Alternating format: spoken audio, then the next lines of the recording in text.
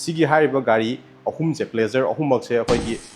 sigi piriba magi offer price dagi sigi mathakta amuk haitare 3000 discount lakani ko subscriber gi oina kara pare ko kari 50000 sidagi subscriber oina lakpiragadi sizu akhoi gi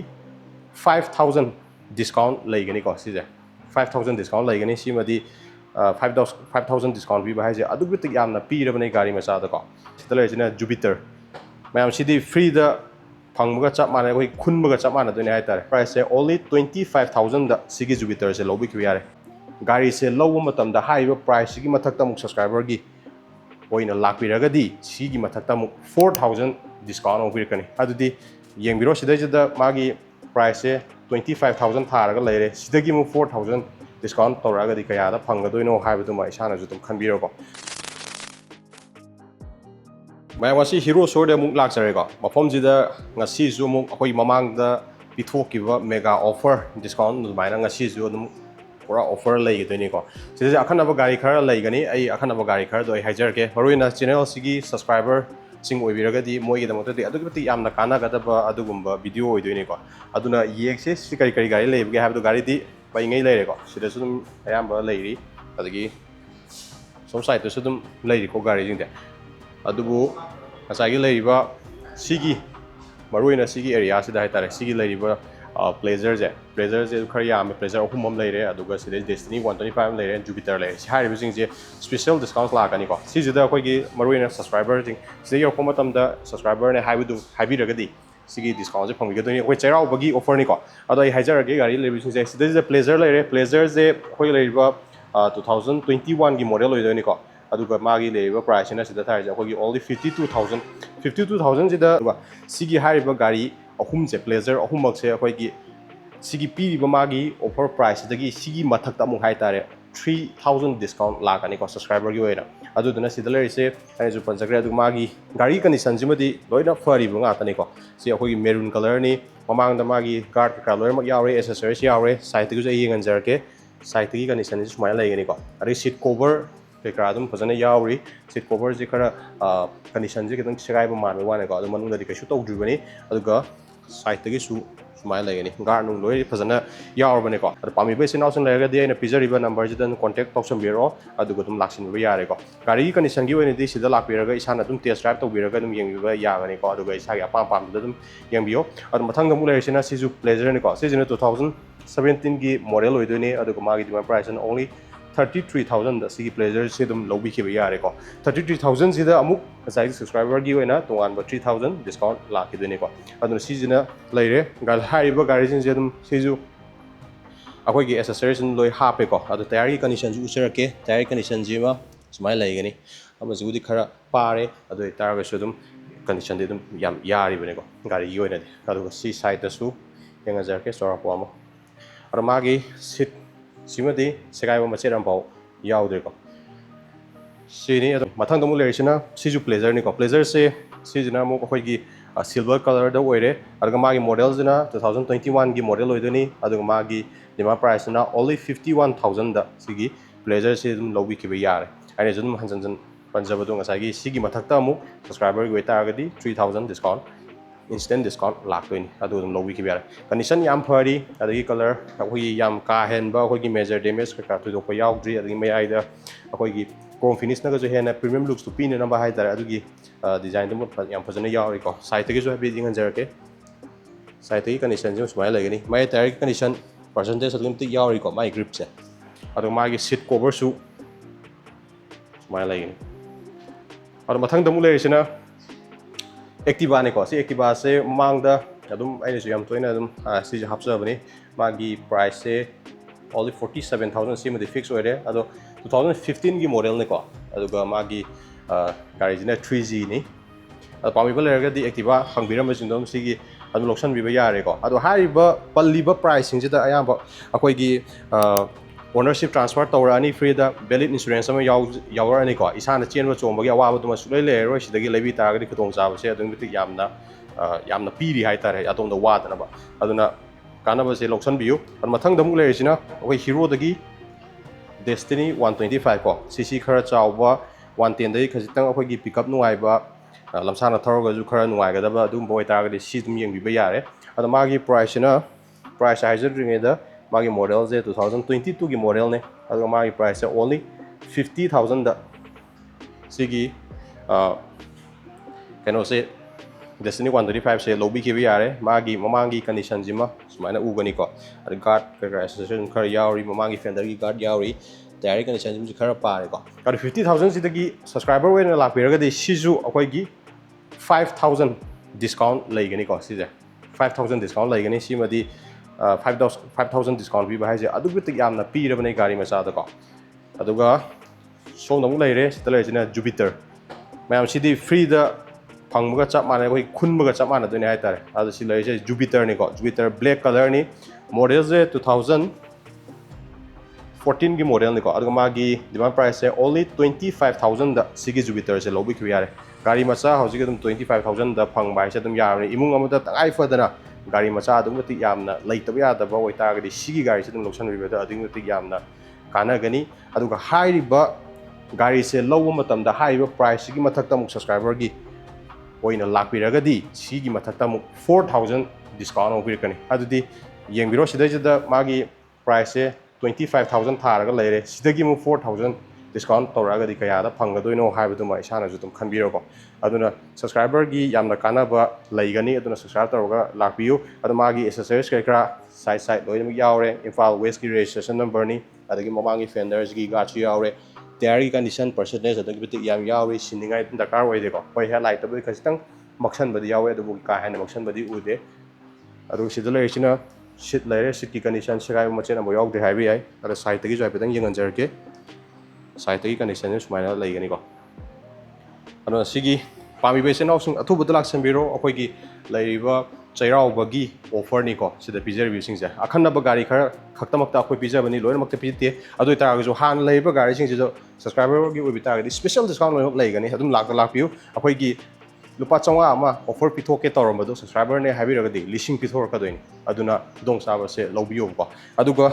mayamda yamda kana ga daba sidi akoi gi sigi gari sima hero dagi Destiny 125 ni simadi price hapcha ro simadi special discount laigani high river gari manga laibiriba sigi mathakta piriba akoi discount je adugi mathakta hena sijina pirakani ado simadi akoi price reveal tawjaroi kana gum interest laibiragadi mai condition yam phari gari condition akoina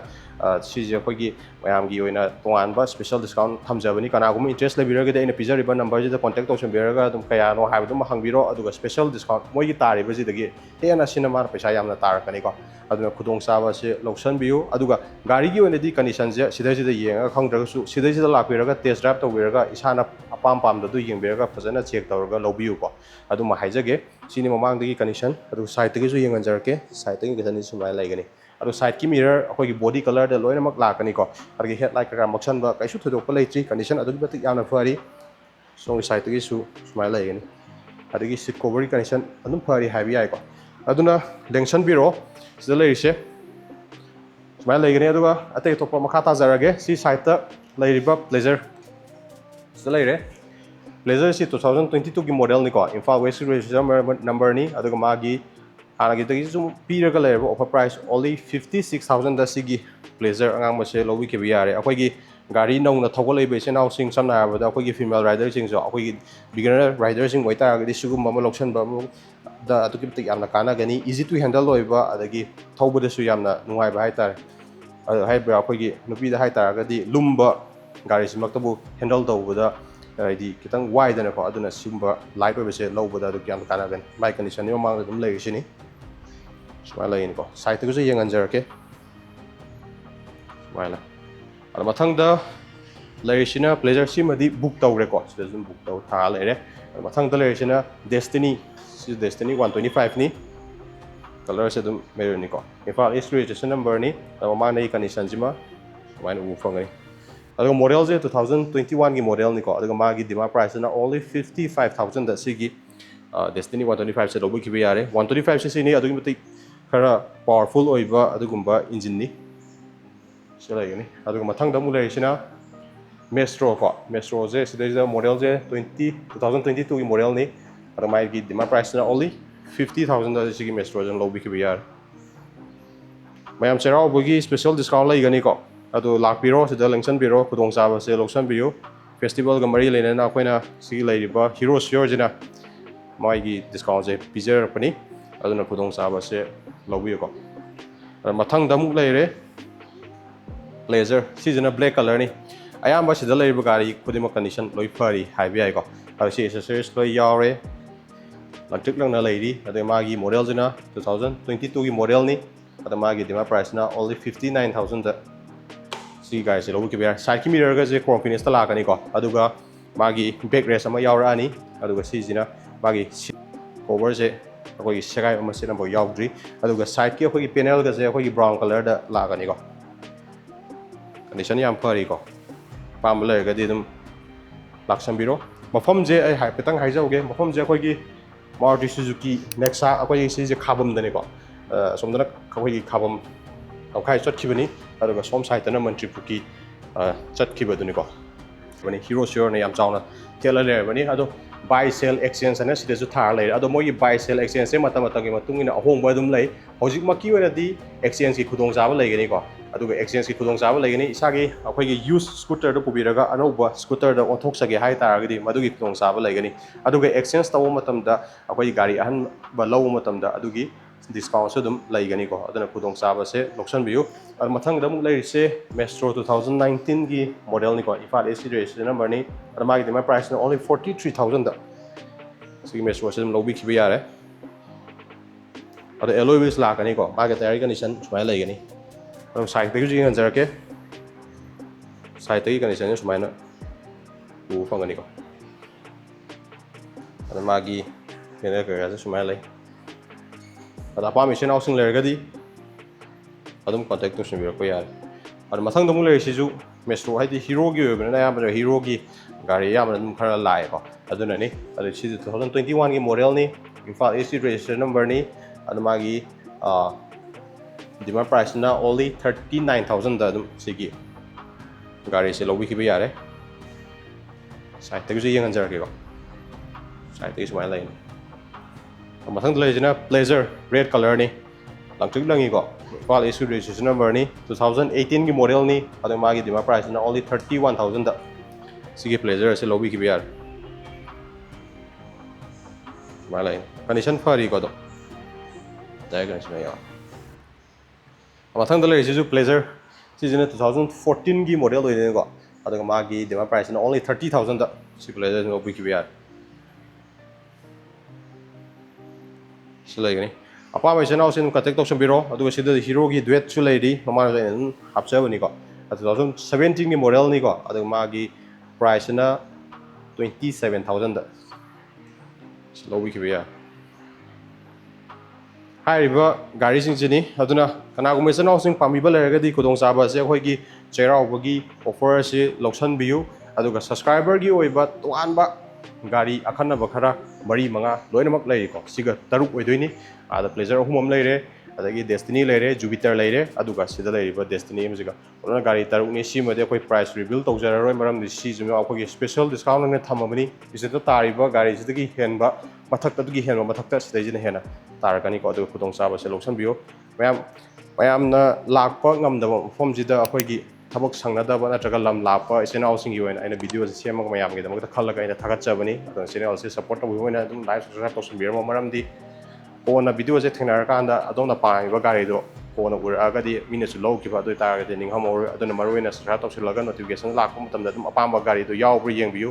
ꯆꯦꯅꯦꯜꯁꯦ ꯑꯗꯨꯝ use car ꯑꯃꯁꯨꯡ bike ꯂꯣꯏꯅꯃꯛ ꯉꯁꯥꯏꯒꯤ ꯁ꯭ꯀꯨꯇꯔꯒꯤ ꯂꯣꯏꯅꯃꯛ ꯊꯥꯒꯠꯆꯕꯅꯤꯀꯣ ꯑꯗꯨꯅ ꯆꯦꯅꯦꯜꯁꯦ subscribe ꯇꯧꯁꯟꯕꯤꯔꯒ ꯇꯣꯉꯥꯟꯕ ꯁꯕꯁꯀ꯭ꯔꯥꯏꯕꯔꯒꯤꯁꯨ ꯂꯣꯏꯅꯃꯛ offer ꯂꯩꯔꯤ ꯃꯌꯥꯝ ꯃꯊꯪꯒꯤ ꯚꯤꯗꯤꯑꯣ ꯑꯗꯨꯝ ꯊꯦꯡꯅꯔꯁꯤ ꯉꯁꯤꯒꯤꯗꯤ ꯁ꯭ꯋꯥꯏꯗ ꯂꯣꯏꯁꯤꯟꯖꯔꯒꯦ ꯇꯦꯛ ꯀꯦꯌꯔ ꯒꯥꯏꯁ